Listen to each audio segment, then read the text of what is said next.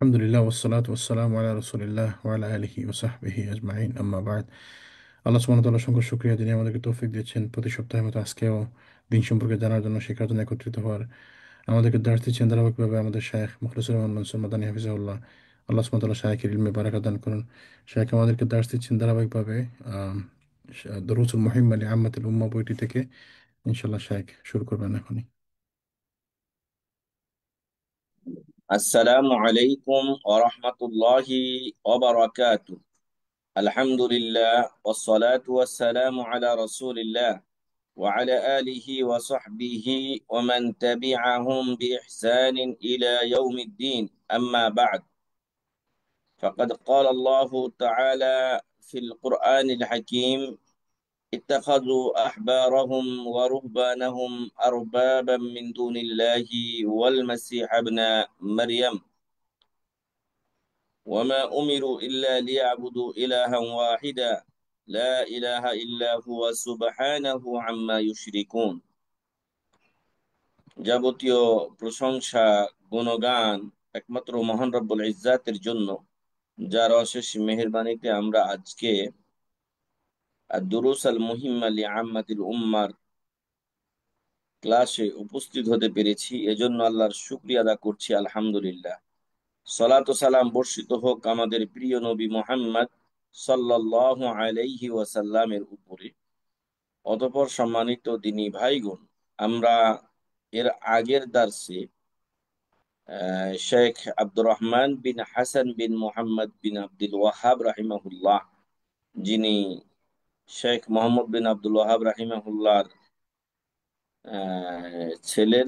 ছেলের ঘরের নাতি, তো ওনার একটা ভাষ্য আমরা উল্লেখ করেছিলাম আপনাদের সামনে। তিনি বলছেন যে শিরকে আকবার চার প্রকার। শিরকে আকবার চার প্রকার। তার মধ্যে একটা ছিল শিরকুদ দাওয়া, দোয়া করার ক্ষেত্রে আল্লাহ ছাড়া অন্যের কাছে চাওয়া, দোয়ার ক্ষেত্রে আল্লাহর সাথে শিরিক করা। দুই নাম্বার ছিল শিরক ফিল ইরাদাতি ওয়ান নিয়্যা, নিয়তের ক্ষেত্রে শিরিক। তিন নাম্বার ছিল শিরক ফিত তাআ, আনুগত্যের ক্ষেত্রে শিরিক। আর চার নাম্বার ছিল শিরক ফিল মাহাব্বা, ভালোবাসার ক্ষেত্রে আল্লাহর সাথে শরীক করা। তো এই চার প্রকার বিষয় আমরা আগের দার্সে বিস্তারিত বলেছিলাম। আজকে সম্মানিত শেখ আব্দুল আজিজ বিন আব্দুল্লাহ বিন বাজ রাহিমাহুল্লাহ, তিনি তার মূল ইবারতে বলছেন যে শিরিকের আরো ধরন হলো দুআ উল আমওয়াতি ওয়াল আসনাম। দুআ উল আমওয়াতি ওয়াল আসনাম, মৃত ব্যক্তিদেরকে ডাকা, মূর্তির কাছে চাওয়া। তো আহ যারা আমাদের বর্তমান সময়ে কবর মাজার পূজারী, তারা নিজেদেরকে মুসলিম পরিচয় দিয়েও তারা বিভিন্ন মাজারে গিয়ে ধর্ণা দেয় এবং মনে করে যে মাজারস্থ ব্যক্তি তাদেরকে বিপদের সময় উদ্ধার করবে এবং তাদের প্রার্থিত বস্তু দেবে। তো যদি এমনটি কেউ আকীদা রাখে, বিশ্বাস রাখে, তাহলে সে শিরকে আকবার করলো, যা তাকে ইসলাম থেকে পরিপূর্ণ বের করে দিবে। আর এই শিরিকের মধ্যে ও বিধর্মী তথা হিন্দু ও বৌদ্ধদের যে মূর্তি পূজা, এই মূর্তি পূজার সাথে কোনো পার্থক্য নেই। দুইটা একই জিনিস। এরা ডাকছে দরগাকে, ওরা ডাকছে দুর্গাকে। বাস দরগা আর দুর্গাকে একাকার করে দেওয়া হয়েছে।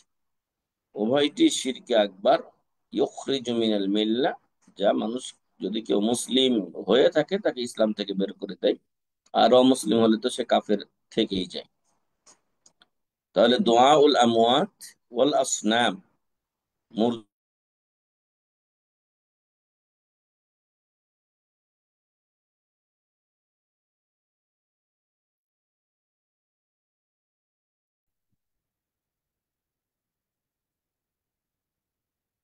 জি শায়খ, মানে ডিসকানেক্ট হয়ে গেছিল, শুরু করবেন ইনশাআল্লাহ। মূর্তি মূর্তিকে ডাকা, মূর্তির কাছে দোয়া করা, বিভিন্ন হিন্দুরা যে সকল মূর্তির পূজা করে, হ্যাঁ, বুদ্ধিস্টরা গৌতম বুদ্ধের পূজা করে, ওইগুলোর মধ্যে আর কবর পূজার মাঝে কোনো পার্থক্য নেই। এরাও গায়রুল্লাহকে ডাকে, ওরাও গায়রুল্লাহকে ডাকে। তো একজন কি করে মুসলিম হবে, একজন কি করে কাফের হবে? উভয়েরই হুকুমে এক দুজনই ইসলাম থেকে, ইসলামের বাইরে। এই জন্য আমাদেরকে সাবধান সতর্ক হতে হবে। এই বিষয়গুলো ইসলামে নিয়ে আসা যাবে না। কবর, কবরস্থ ব্যক্তির কাছে চাওয়া, সেখানে গিয়ে নজর মানত করা, এবং এরকম বিশ্বাস রাখা যে তারা কিছু করতে পারেন, আল্লাহর বড় অলি ছিলেন ইত্যাদি মর্মে। তো এগুলো, এই সিরিকের আড্ডাখানাটা আমাদের দেশে প্রচুর রয়েছে, বিশ্বের বিভিন্ন দেশেও রয়েছে। তো এগুলো আল্লাহর ক্রোধের কারণ এবং আযাবের কারণ। আহ, তারপরে এই ধরনের শিরিক ছিল ওয়াহুয়া শিরকুল, শিরকুল মুশরিকিনা মিন মুশরিকি আল আরব। আরবে যারা ছিল তারা এ ধরনের শিরিক করত। আল্লাহ তাআলা তাদের মূর্তির ব্যাপারে বলছেন যে তাদের এই মূর্তির যে তারা ইবাদত করত, এই ব্যাপারে তাদের কি আকীদা ছিল, কি বিশ্বাস ছিল। আল্লাহ বলছেন, তারা বলতো মা না'বুদুহুম ইল্লা লিয়ুকাররিবুনা ইলাল্লাহি যুলফা। মনে রাখা উচিত যে কুরাইশরা কাফের ছিল ঠিক, তবে আল্লাহকে রব হিসেবে তারা বিশ্বাস করত, কিন্তু ইবাদতের ক্ষেত্রে আল্লাহর সাথে মূর্তিগুলোকে শরীক বা অংশীদার সাব্যস্ত করত। তারা বলছে যে মা না'বুদুহুম, আমরা আমাদের এই মূর্তিগুলোর এজন্য ইবাদত করি, ইল্লা লিয়ুকাররিবুনা ইলাল্লাহি যুলফা, যাতে এগুলো আমাদেরকে আল্লাহর নৈকট্যশীল এবং কাছাকাছি করে দেয়। মানে এগুলোকে ভায়া, উকিল, মাধ্যম হিসেবে গ্রহণ করেছিল। ঠিক একই কথাটা বলে যে সরাসরি আমাদের মাজার পূজারীরা এবং সুফিবাদের যত সিলসিলা আছে, সব এই কবর মাজার পূজাতে আহ, অন্তর্ভুক্ত হয়ে আছে। তো তারাও বলে যে আমরা আল্লাহর কাছে পৌঁছতে পারবো না এই সকল ওলিয়া উলিয়া ছাড়া। তো ওলিয়া উলিয়া বা আলেম ওলামা, তাদেরকে আপনি শরীয়তের মাসলা মাসাইল জিজ্ঞাসা করতে পারেন দলিল সহকারে। আল্লাহ এটা বলছেন যে ফাসআলু আহলা যিকরি ইন কুনতুম লা তা'লামুন বিল বায়িনাতি ওয়াজ জুবুর। দলিল এবং আসমানি কিতাব থেকে নুসুস অথবা স্পষ্ট বর্ণনা ছাড়া এদের কথা নেওয়া যাবে না। আহলে ইলমকে জিজ্ঞাসা করতে বলা হয়েছে, কিন্তু আহলে ইলমের ইবাদত করতে বলা হয়নি, যেমনটি এরা শুরু করে দিয়েছে। আমরা ধরেই নিলাম যে শাহজালাল, শাহ পরান, শাহ মাকদুম, খান জাহান আলীরা অনেক ভালো মানুষ ছিল। ধরে নিলাম এই পর্যন্ত আমরা এখন তাদের সাথে একমত। কিন্তু তারা ভালো মানুষ ছিলেন এর অর্থ এই নয় যে আমরা আপনারা তার পূজা করবেন। যদি কেউ নিজেকে মুসলিম বলে দাবি করে, কোনো কর্মে সেখানে সাজদা করতে পারে না, কিন্তু সাজদা হয়। আপনি গিয়ে দেখবেন এই সকল মাজারগুলোতে অসংখ্য শিরিক হয়, নারী পুরুষের অবাধ মেলামেশা হয়। এবং এইখানে চরম আরো একটা বড় ব্যবসা হয়, সেটা হলো এখানে মানুষ টাকা পয়সা দেয়। ওখানে প্রবেশের আমি শাহজালালের মাজার যখন গেলাম, দেখলাম যে সামনে একটা ড্যাগ, পিতলের ড্যাগ, এটা বসানো আছে এবং তার মুখে জাল দেওয়া আছে যাতে কেউ টাকা ফেলতে পারে কিন্তু নিতে না পারে। তো এইভাবে মানুষের টাকা পয়সা নেওয়ার জন্যই এই ব্যবস্থাপনাগুলো করা হয়েছে। যদি মানুষ ওখানে শুধু যেত আর টাকা না দিত, তাহলে কিন্তু যারা এখানে লিড দেয় তারাও কিন্তু এগুলো ভেঙে দখল করে হয়তো কোনো স্থাপনা তৈরি করে ভাড়া দিত। ওদের মূল উদ্দেশ্য হলো এটা বিনা পুঁজির একটা ব্যবসা, এখানে অসংখ্য টাকা পয়সা মানুষ নজর নিয়াজ মানত, বিপদে আপদে পড়ে এগুলো মনে করে বাজে আকীদা ও বিশ্বাসের দরুন যে এখানে দিলে হয়তো আমি স্বার্থ সিদ্ধি করতে পারবো, আমার স্বার্থ হাসিল হবে, আমার বিপদ দূর হবে, অথবা আমার প্রার্থিত বস্তু পাবো। এই বাজে ও সিরিকি আকীদা থেকেই তারা এখানে গিয়ে থাকে।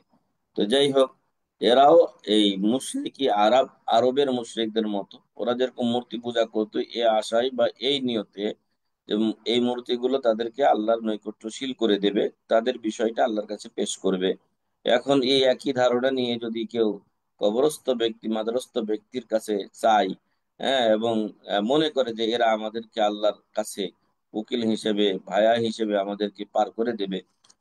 যেমনটি কোন এক কবিতায় মনে হয় রয়েছে যে রাসূল সাল্লাল্লাহু আলাইহি ওয়াসাল্লাম গিয়ে থেমে গেলেন, হ্যাঁ, এবং পা পিছলে পড়ে যাচ্ছেন বা কিছু এমন, তখন বড় পীর আব্দুল কাদের জিলানী রসুলকে পার করে দিলেন, নাউজুবিল্লাহ। হ্যাঁ, রসুল পার হতে পারছেন না, আব্দুল কাদের জিলানী পার করে দিলেন, তার মানে আব্দুল কাদের জিলানীকে রসুলের উপরে স্থান দিয়ে দেওয়া হলো, নাউজুবিল্লাহ মিন যালিক। তো ইত্যাকার আজে বাজে এই ধারণাগুলো একেবারে পরিহার্য, এবং এগুলোর কাছেও যাওয়া যাবে না, জাতিকে এ থেকে সাবধান সতর্ক করতে হবে। ওয়াল ইস্তেগাসাতি বিহিম, এবং এই মূর্তি ও বা মাজারস্থ, কবরস্থ ব্যক্তিদের মাধ্যমে আল্লাহর কাছে বিপদ থেকে উদ্ধার কামনা করা। মাজারস্থ ব্যক্তিদের কাছে আহ, বিপদ থেকে উদ্ধার কামনা করা যদি আল্লাহর কাছে করে তাহলে তো কোনো সমস্যা নেই। হ্যাঁ, ইস্তেগাসা একটা, একটা হলো ইস্তিআনা। ইস্তিআনা হলো সাহায্য চাওয়া, দুনিয়ার কোনো জিনিসের ব্যাপারে সাহায্য চাওয়া, এটাও আল্লাহর কাছে চাইতে হবে। আর ইস্তেগাসা হলো বিপদে পড়ে সাহায্য চাওয়া। বিপদে আপনি পড়ে গেছেন, তখন আপনি বলছেন বাঁচাও বাঁচাও। তো এই ইস্তেগাসাটা মূলত আল্লাহর কাছে চাইতে হবে। হ্যাঁ, তো এখন যদি কেউ কোনো মাজারের ভক্ত হয়, পীরের ভক্ত হয়, আর বিপদে পড়ে পীরকে ডাকে, পীর কি আসবে? হ্যাঁ, হাল ইয়াসমাউ নিদাআহু হাদাল ফির, তার এই পীর কি তার এই আহ্বান শুনতে পায়? আদৌ না, আদৌ না। অথচ সে এই পীরকে আহ্বান করে, বা যাকে সে তার মুর্শিদ কেবলা মনে করে, তাকে সে আহ্বান করে। তো শেখ বলছেন, ওয়াকাল শেখ মোহাম্মদ বিন আব্দুল ওয়াহাব রাহিমাহুল্লাহ, বাবু মিনা শিরকি আন ইস্তাগীথা বিগাইরিল্লাহি আও ইয়াদউ গায়রাহু। শিরকের অন্তর্ভুক্ত হলো যে বিপদে পড়ে আল্লাহ ছাড়া অন্যের কাছে উদ্ধার কামনা করা, বিপদ থেকে মুক্তি চাওয়া। আও ইয়াদউ গায়রাহু, অথবা আল্লাহ ছাড়া অন্যকে ডাকা। তো এগুলো শিরকের অন্তর্ভুক্ত। আল্লাহ তাআলা কোরআনে বলছেন যে ওয়ালা তাদউ মিন দুনিল্লাহি মা লা ইয়ানফাউকা ওয়ালা ইয়াদুররুক, যে তুমি আল্লাহকে বাদ দিয়ে এমন কাউকে ডাকিও না যে তোমার কোনো উপকার বা অপকার করার কোনো ক্ষমতা রাখে না। ফাইন ফাআলতা ফাইন্নাকা ইযাম মিনাজ জালিমিন, আর যদি তুমি বিপদে পড়ে আল্লাহ ছাড়া অন্য কাউকে আহ্বান করো, তাহলে তুমি জালেমদের অন্তর্ভুক্ত হয়ে যাবে। আর এতে কোনো সন্দেহ নেই যে মুশরিক ব্যক্তি সবচাইতে বড় জালিম। ওয়াইন ইয়ামসাসকা আল্লাহু বিদুররিন ফালা কাশিফা লাহু ইল্লা হু, আর যদি আল্লাহ তোমাকে কোনো বিপদ দেন, তাহলে আল্লাহ ছাড়া এই বিপদটা কেউ দূর করতে পারে না। বিপদ দেনও আল্লাহ তাআলা, বিপদ থেকে উদ্ধারও করেন মহান রব্বুল আলামিন। ফলে উভয় অবস্থাতেই আমাদেরকে মহান রব্বুল আলামিনের কাছেই ধর্ণা দিতে হবে। আপনি ভালো কিছু চান, আল্লাহর কাছে চান। যদি আপনি বিপদ থেকে উদ্ধার কামনা করেন, সেটাও আল্লাহর কাছে চান। বিপদ আল্লাহ তাআলা দুটো কারণে দিতে পারেন। এক, মুমিন বান্দার জন্য তার মর্যাদা বৃদ্ধির কারণ হবে। আর দুই, যদি কোনো দুষ্ট বান্দা হয়, তাহলে তাকে হয়তো আল্লাহ তাআলা এগুলো সিগন্যাল দিচ্ছেন, সাবধান সতর্ক করছেন যে তুমি আল্লাহর দিনের পথে ফিরে আসো। যদি ফিরে আসে তো আলহামদুলিল্লাহ, ভালো। আর যদি ফিরে না আসে, তাহলে এই আমলগুলো তার আযাবের কারণ হয়ে যাবে। শেখ আব্দুর রহমান বিন নাসের সাঈদী রাহিমাহুল্লাহ তিনি বলছেন, যিনি বিন বাজ রাহিমাহুল্লাহর ওস্তাদ, তিনি বলছেন ওয়াল ফারকু বাইনা দুআই ওয়াল ইস্তিগাসা, দোয়া এমনি প্রার্থনা করা, ডাকা, এবং ইস্তিগাসার মধ্যে পার্থক্য হলো আন্না দোয়া আমুন ফি কুল্লিল আহওয়াল, দোয়া করাটা এটা সকল অবস্থাতে আম, ব্যাপক অর্থে ব্যবহৃত হবে। যে কোনো জায়গাতে গিয়ে আল্লাহ যে চাওয়া হয়, সেই চাওয়াটাকে দোয়া বলা হয়। আর ওয়াল ইস্তিগাসু হিয়া দুআউ লিল্লাহি ফি হালাতি শাদাইদ, আর ইস্তিগাসা বলা হয় যে বিপদ, কঠিন বিপদে পড়ে যখন আল্লাহর কাছে ফরিয়াদ কামনা করা হয় যে আল্লাহ আমাকে এই বিপদ থেকে উদ্ধার করো। যেমনটি আমরা শিরক দাওয়ার ক্ষেত্রে প্রথমটাতে আমরা উল্লেখ করে এসেছিলাম যে যখন কুরাইশ কাফিরেরা বিপদে পড়তো জলযানে চড়ার পরে, তখন তারা আল্লাহকে একনিষ্ঠ ভাবে ডাকতো। আল্লাহ যখন তাদেরকে স্থলে নিয়ে এসে নাজাত ও মুক্তি দিতেন, তখনই তারা আবার আল্লাহর নিয়ামতকে ভুলে গিয়ে আবার আল্লাহর সাথে শরীক করা শুরু করত। তাহলে দোয়াটা হলো আম বা ব্যাপক, যে কোনো ক্ষেত্রে হতে পারে। আর ইস্তেগাসাটা হলো বিপদে পড়ে আল্লাহর কাছে উদ্ধার কামনা করা। এই উদ্ধার কামনা যদি গায়রুল্লাহর কাছেই করা হয়, তখন এটা শিরকে আকবার হয়ে যায়। ফাকুল্লু যালিকা ইয়াতাআয়্যানু ইখলাসুহু লিল্লাহি ওয়াহদাহ, অতএব দোয়া হোক অথবা ইস্তেগাসা, ইস্তিআনা, বিপদে পড়ে সাহায্য কামনা করা, ফরিয়াদ করা, অথবা স্বাভাবিকভাবে যে কোনো সাহায্য চাওয়া, এই সবগুলোই আল্লাহ তাআলার জন্য খাস। ওয়াহুয়াল মুজিবু লিদুআ ইদ-দাঈন, আর মহান রব্বুল আলামিন তিনি তাকে তার আহ্বানকারীদের আহ্বানকে কবুল করেন। আল মুফরিজুল কুরবাতিল মাকরুবিন, বিপদগ্রস্ত মানুষের বিপদ দূর করেন। ওয়া ইন দাআ গায়রাহু মিন নাবিয়্যিন আও মালাকিন আও ওয়ালিয়্যিন আও গায়রাহুম আও ইস্তাগাসা বিগাইরিল্লাহ ফীমা লা ইয়াকদিরু আলাইহি ইল্লাল্লাহ ফাহুয়া মুশরিকুন কাফিরুন।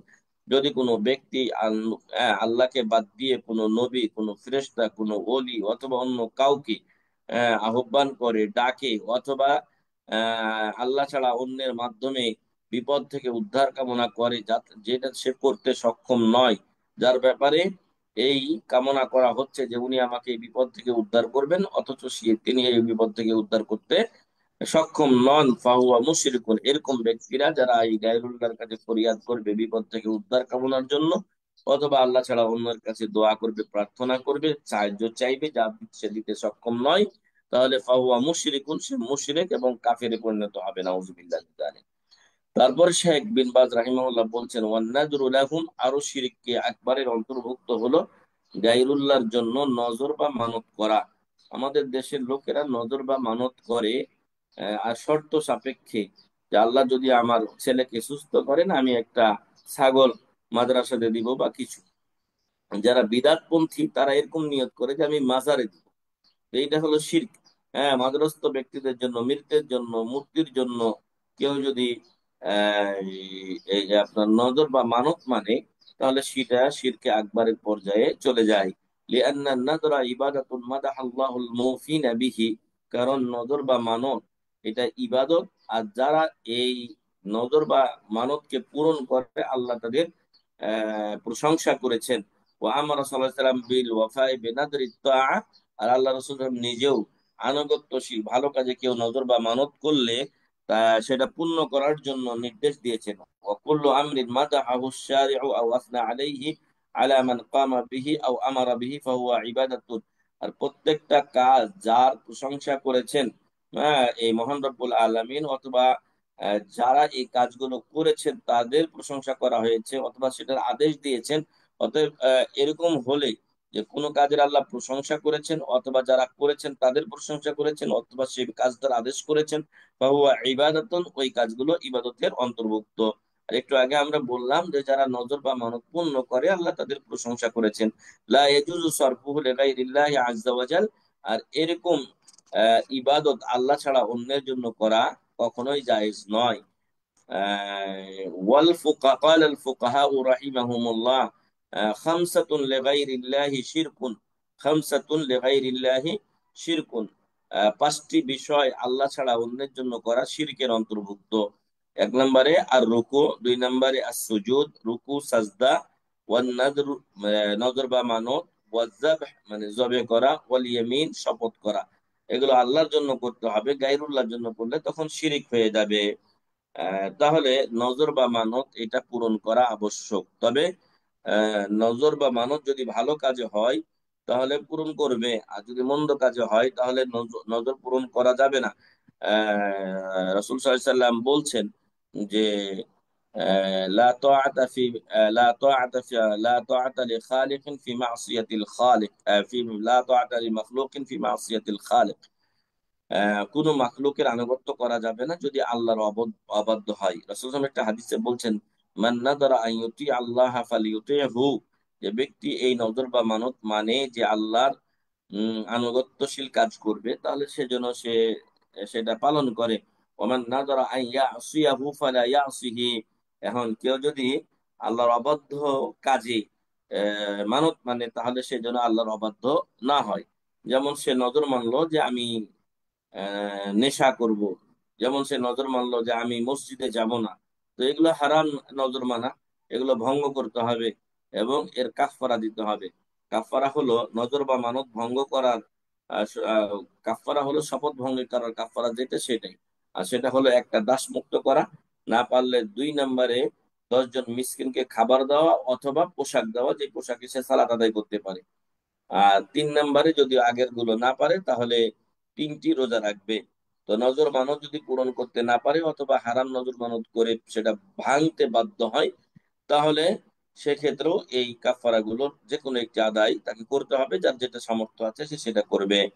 ওয়াজ্জাবহু লাহুম, হ্যাঁ, এবং সাথে সাথে আল্লাহ ছাড়া অন্যের জন্য যে জবেহ করা হয় এটাও আপনার একটা ইবাদত। জবেহ করা ইবাদত, অতএব জবেহ করা আল্লাহ ছাড়া অন্যের জন্য জায়েজ নয়।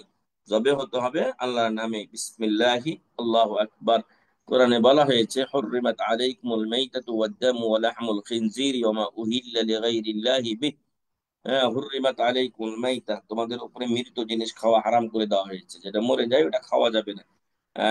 এটা অবশ্য পশু পাখির মধ্যে, কিন্তু মাছ যদি হয় তাহলে সমুদ্রের মাছ রাসূল অপর হাদিসে বলছেন যে এগুলো হালাল, মারা গেলেও হালাল। আর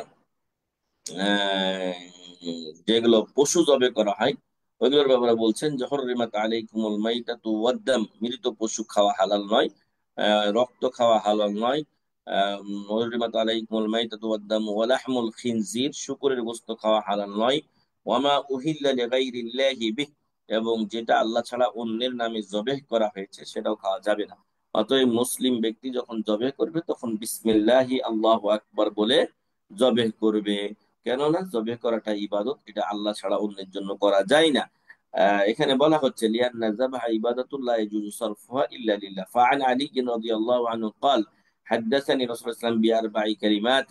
আল্লাহ রাসূল আলী রাদিয়াল্লাহু আনহু বলছেন যে আল্লাহ রাসূল সাল্লাল্লাহু আলাইহি ওয়াসাল্লাম আমাকে চারটি বাক্য সম্পর্কে হাদিস বর্ণনা করেছেন। তার মধ্যে হচ্ছে লাআনাল্লাহু মান যাবাহা লিগাইরিল্লাহ, লাআনাল্লাহু মান যাবাহা লিগাইরিল্লাহ, যে ব্যক্তি আল্লাহ ছাড়া অন্যের জন্য জবেহ করে আল্লাহ তাকে লানত করেছেন। লাআনাল্লাহু মান লাআনা ওয়ালিদাই, যে ব্যক্তি তার পিতা মাতাকে লানত করে আল্লাহ তাকে লানত করেছেন। লানতের অর্থ হলো হুয়া তারদু মিন রাহমাতিল্লাহ, আল্লাহর রহমত থেকে কাউকে তাড়িয়ে দেওয়া, বঞ্চিত করা, বিতাড়িত করা, এটাকে বলা হয় লানত। তো এখানে বলছে লাআনাল্লাহু মান যাবাহা লিগাইরিল্লাহ, আজকে আমাদের এই অংশের বিষয়টার সাথে এটা প্রথমেই উল্লেখ হয়েছে।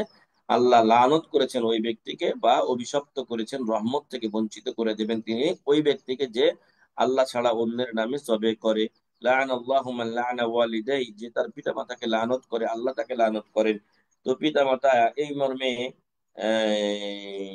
রাসূল সাল্লাল্লাহু আলাইহি সাল্লাম বলেছিলেন একদিন যে লা তাসুব্বু আবাআকুম, তোমাদের পিতা মাতাদেরকে তোমরা গালি দিও না। তখন আহ রাসূল সাল্লাল্লাহু আলাইহি সাল্লামের সাহাবারা বললেন যে ওয়াল ইয়াসুব্বুর রাজুলু ওয়ালিদাই, কেউ কি তার পিতা মাতাকে গালি দেয়? তখন রাসূল বলেছিলেন যে তোমাদের কেউ অপরের পিতা মাতাকে গালি দেয় তখন সেও এই লোকের পিতা মাতাকে গালি দেয়। এটা সে নিজে গালি দেওয়ার শামিল, কারণ সে নিজে গালি না দিলে উক্ত ব্যক্তি তার বাপ মাকে গালি দিত না। এই জন্য অন্যের বাবা মাকে আমরা যেমন গালি দেব না, আমাদের বাবা মাকে গালি তো দেবই না। আর এভাবে কারণও হয়ে দাঁড়াবো না আমার বাবা মাকে গালি খাওয়ানোর। ওয়ালাআন আল্লাহু মান আওয়া মুহদিসান, আর আল্লাহ লানত করেছেন যে ব্যক্তি কোনো মুহদিস বিদআতিকে আশ্রয় দেয়। বিদআতিকে আশ্রয় দেওয়া এটা লানত বা অভিশপ্ত কাজ। এজন্য কোনো বিদআতিকে আশ্রয় দেওয়া যাবে না। আমরা হয়তো অনেক সময় এই বিষয়গুলো সহজ চোখে দেখি, কিন্তু শরীয়তের দৃষ্টিতে এটা অত্যন্ত কঠিন। ওয়ালাআন আল্লাহু মান গায়্যারা মানারাল আরদ, আর যে আল্লাহ তাআলা লানত করেছেন যে জমিনের সীমারেখাকে পরিবর্তন করে তাকে। জমিনের যে সীমারেখা আছে, আইন যেটা আছে এটাকে পরিবর্তন করে, একটু একটু করে কেটে নিজের দিকে নিয়ে নেয়, অথবা ক্ষমতার জোরে এই আইলকে সরিয়ে আরো অন্যের জমিনের ভিতর দিকে দিয়ে দেয়। রাসূল সাল্লাল্লাহু আলাইহি ওয়াসাল্লাম বলছেন যে যে ব্যক্তি অর্ধ বিঘত পরিমাণ, অর্ধ হাত পরিমাণ জমিন জবরদখল করে নেবে, অন্যায়ভাবে কারো দখল করে নেবে, তখন এটা কিয়ামতের দিন আল্লাহ তাআলা বলবেন তাওয়াকাহু মিন সাবঈ আরাদিন, 7 তবক জমিন পর্যন্ত এটা খুঁড়ে এটাকে মালা বানিয়ে তার গলায় পেঁচিয়ে দেওয়া হবে, নাউযুবিল্লাহি মিন যালিক। তাহলে এই কাজগুলো হলেন সহিহ মুসলিমের হাদিস। এটা হলো সহিহ মুসলিমের হাদিস, ওদের কোনো সন্দেহ নেই। চারটি কাজ অভিশপ্ত কাজ: আল্লাহ ছাড়া অন্যের জন্য জবে করা, নিজের পিতা মাতাকে লানত করা, বিদাতিকে আশ্রয় দেওয়া। তাহলে বিদাত করাটা কত বড় লানত হবে সেটা চিন্তা করুন। এবং 4 নম্বর, শেষ নম্বর হচ্ছে জমিনের আইল চাপা অথবা অন্যের জমি যে কোনো ভাবে অন্যায়ভাবে দখল করে নেওয়া। তো মহান রব্বুল আলামিন যেন আজকে আমরা যেগুলো পড়লাম সবগুলোই বর্জনীয়, সবগুলো বর্জনীয়। দুআউল আমওয়াত ওয়াল আসনাম, মূর্তি এবং কবরস্থ মাদারস্থ ব্যক্তিদেরকে ডাকা, ওয়াল ইস্তেগাসাতে বিহীন, বিপদে পড়ে তাদের কাছে সাহায্য চাওয়া, আল্লাহর কাছে না চাওয়া।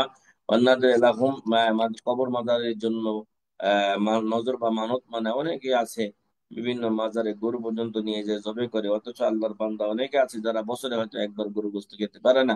তার জন্য উচিত যে এটা যে এলাকায় সে আছে সে এলাকায় জবে করে গরিব মিসকিনের মাঝে বিতরণ করে দেওয়া, এটাই হলো সহি নিয়ম। এরপরে আল্লাহ ছাড়া অন্যের জন্য জবে করা যাবে না। এবং জবে করাটা ইবাদত, নজর মানত ইবাদত, ইস্তিগাসা ইবাদা। ফলে এগুলো আল্লাহ ছাড়া অন্যের কাছে প্রার্থনা করা যাবে না, চাওয়া যাবে না, অন্যের জন্য সম্পাদনও করা যাবে না।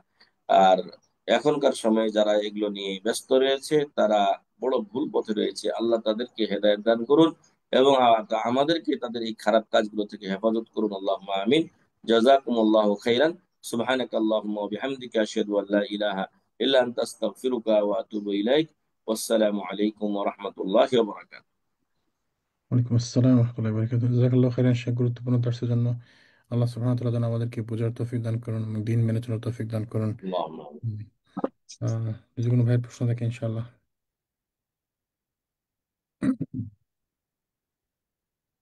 শেখ, আমরা কোন ভাইয়ের প্রশ্ন আছে? আমরা ইয়ে করে দিই শেখ, ওই লাইভটা অফ করে দিই দেন, আমরা কিছু একটু আলোচনা করবো যদি আপনার সময় থাকে ইনশাআল্লাহ। আচ্ছা, ঠিক আছে। সুবহানাকা আল্লাহুম্মা বিহামদিকা আশহাদু আল্লা ইলাহা ইল্লা আনতা আস্তাগফিরুকা ওয়া আতুবু ইলাইক।